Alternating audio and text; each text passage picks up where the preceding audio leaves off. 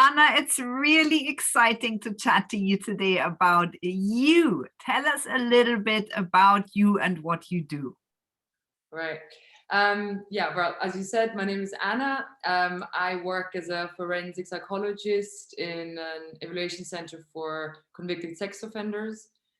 And what we do is basically work with obviously convicted sex offenders that are in prison for a period of time, and we're trying to figure out why they've done what they've done in terms of their biography, trying to figure out their biography, what happened, and basically what went wrong over the course of their lifetime, that they committed that offense.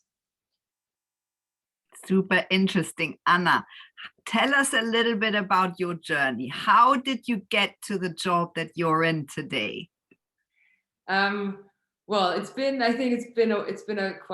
long journey.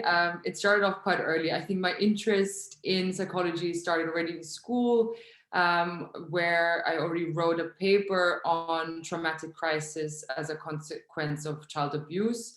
And then I decided to do a bachelor's degree in psychology and cognitive neuroscience. And during that bachelor's degree, I took a course in criminology.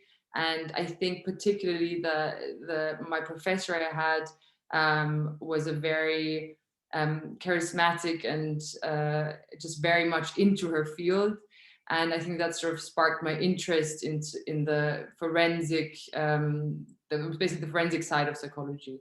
And I was trying to figure out how can I combine psychology with forensics or criminology, and that's why I found a master's in the Netherlands and in forensic psychology.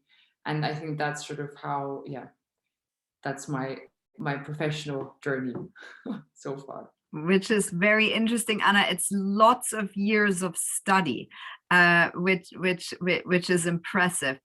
Tell us a little what motivates you to do what you do.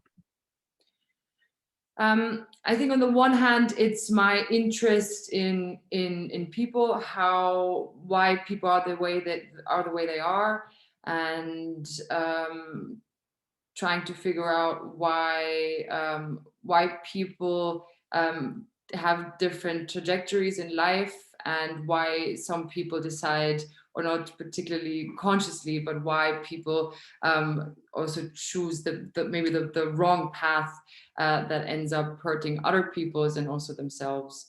And I think my biggest motivation is to help those people and help them to maybe, especially after prison, figure out a different path, and through psychological treatment, maybe also turn their life around. You must have a lot of empathy for people who've done the wrong thing to get them back on the right path. Tell us a little about your superpowers. What do you think that you have that makes you successful? I'm not necessarily sure that I have a superpower. I think what I'm probably really good at is just talking to people, and yes, I also think I'm a very empathic person, but only to a certain extent. I'm very good at also keeping my boundaries and knowing when things get too much, and when to sort of have my own psychological barriers where I don't go any where I can't give more empathy than I have. I think these two things. Yeah, I think that's vital in your job, surely. Anna, tell us a little bit about something we spoke about before. You have a whole sort of system.